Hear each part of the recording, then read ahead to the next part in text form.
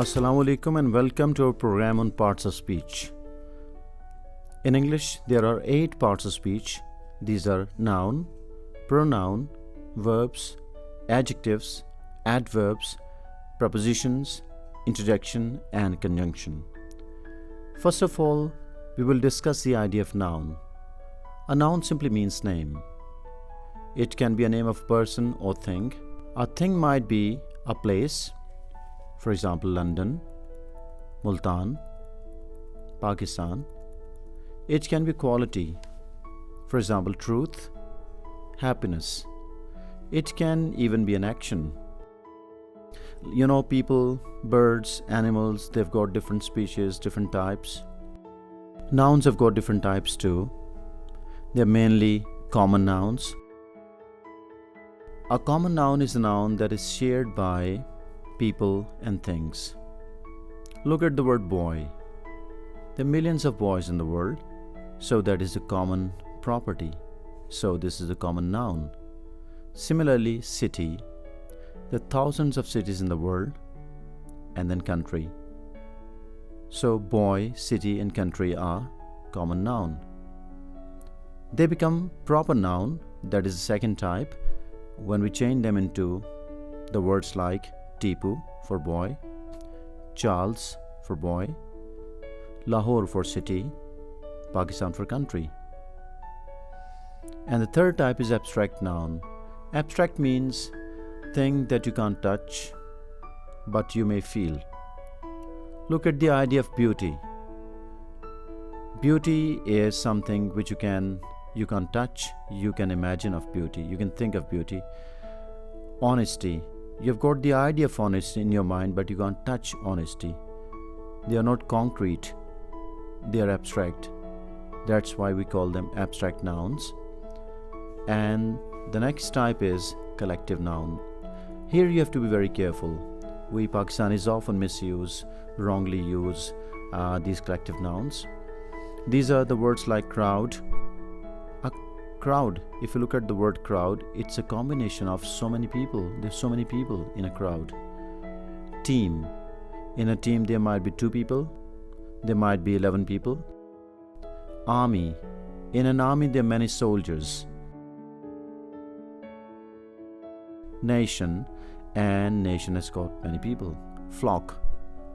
Birds of flock. Birds of feather flock together. So flock is also a collective noun.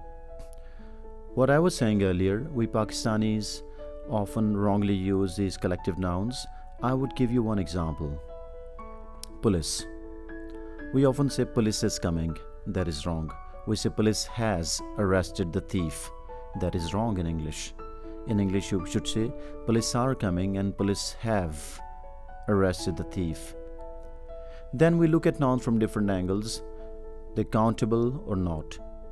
If they're countable, we add 1, 2, 3 before these nouns. If not, then we add the measure word. For example, we say some, we say 1 kilo. Look at honey. For example, we can't say give me 1 honey, but I can say give me a bottle of honey. We can't say give me 1 milk. We say give me 1 kilo of milk, 1 liter of milk. There are certain nouns which can't be counted. I've just given an example of honey, milk, and the ideas like light and gas.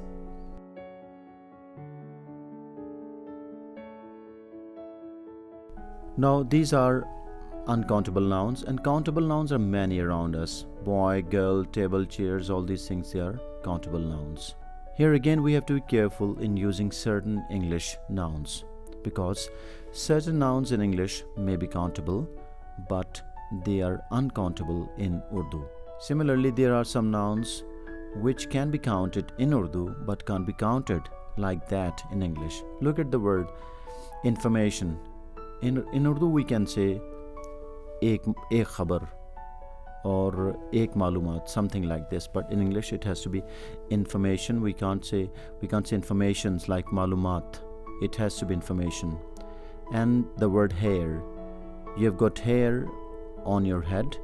In Urdu, they are countable, but in English we say his hair is black. In Urdu we say His hairs are black. Bread. The idea of bread is again strange and interesting.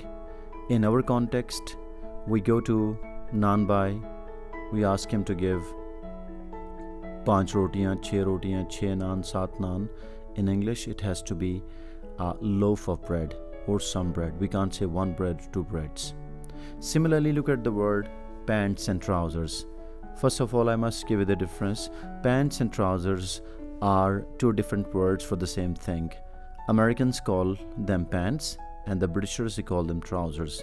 Pakistani people think that the trousers are the pieces of cloth that we use for trekking, for jogging. No, that is tracksuit.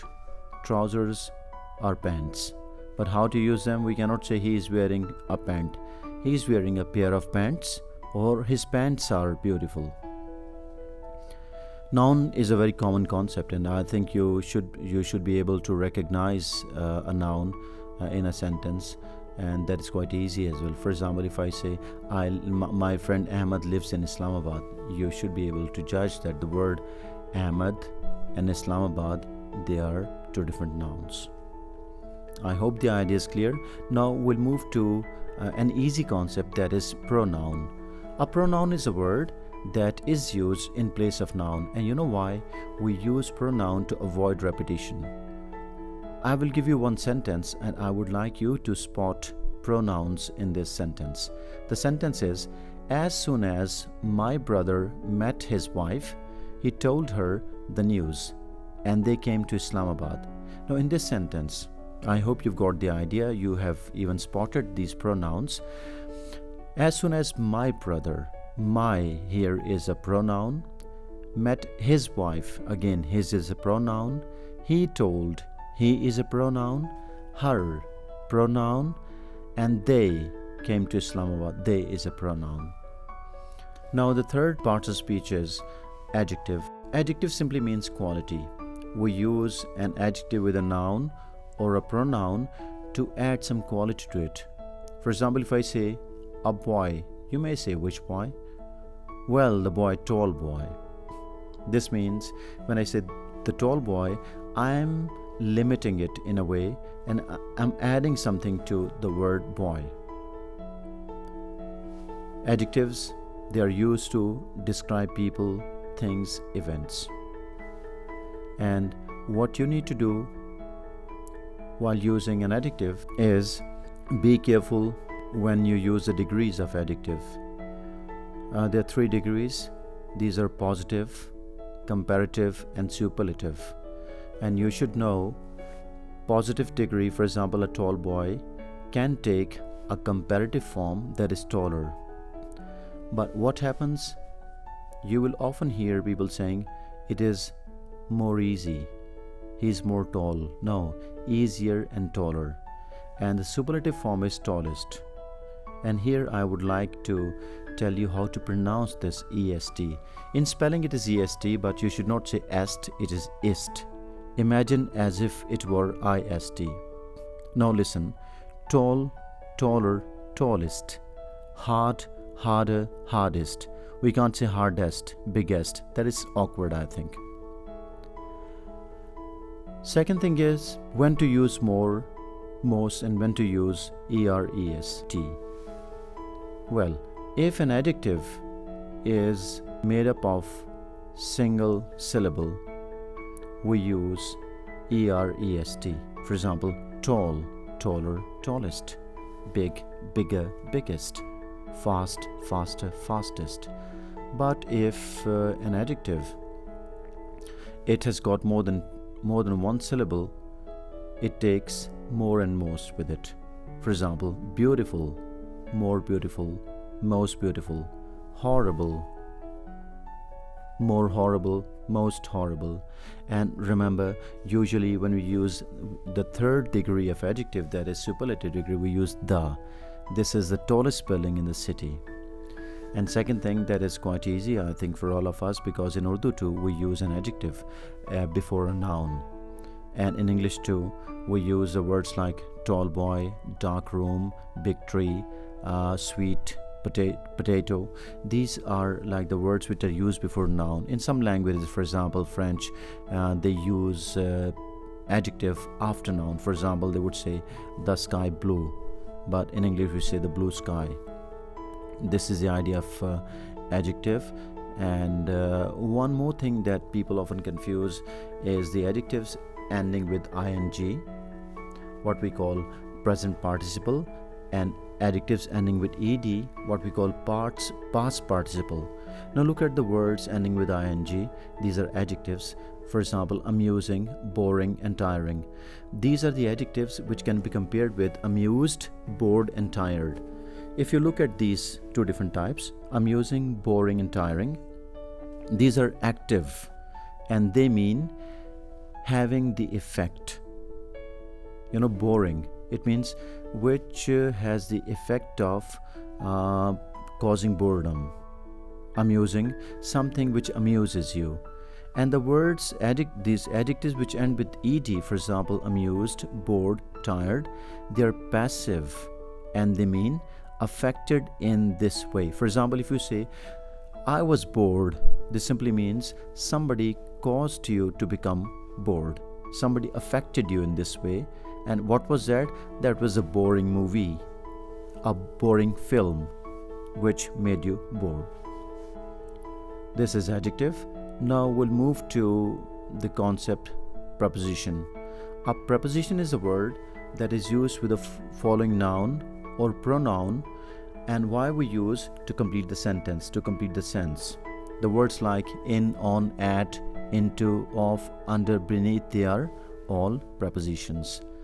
Here what happens, we sometimes commit mistakes because we tend to seek help from our mother tongue and we follow those things, we use those things in English. For example, in Urdu we say Khuda par iman, Khuda par yaqeen.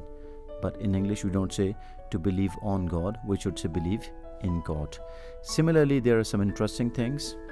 In English they say he's sitting on the bus, but we say, in Urdu we say bus mein. And in Urdu if you say on the bus par, that means something else, Interestingly, that means sitting on the roof of the bus. That is quite common in Pakistan. Similarly, the difference between in and on. If somebody says he's in time, that means before the fixed time.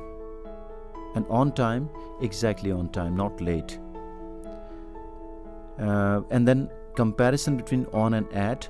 You should know we use on when one surface is touching the other. For example, there is a ballpoint in my hand, on my palm, and there is mobile phone on the table. You see, mobile phone is touching the table, so we use on. Now imagine the word at. You can't say, for example, he's sitting on the table. Here you can't sit in the table, you can't sit on the table, so you should say he's sitting at the table. My family was sitting at the table in the hotel. This means they were sitting around the table. In other words, there are some situations where you can't use in or on. Then the choice left is at. Problem is we use English prepositions following the rules of our mother tongue, where we commit mistakes. You must have heard many people saying he belongs from Lahore. That is wrong. He belongs to Lahore, because if you translate the word into your mother tongue, it will give you something else. So speak English with the help of the rules of English language.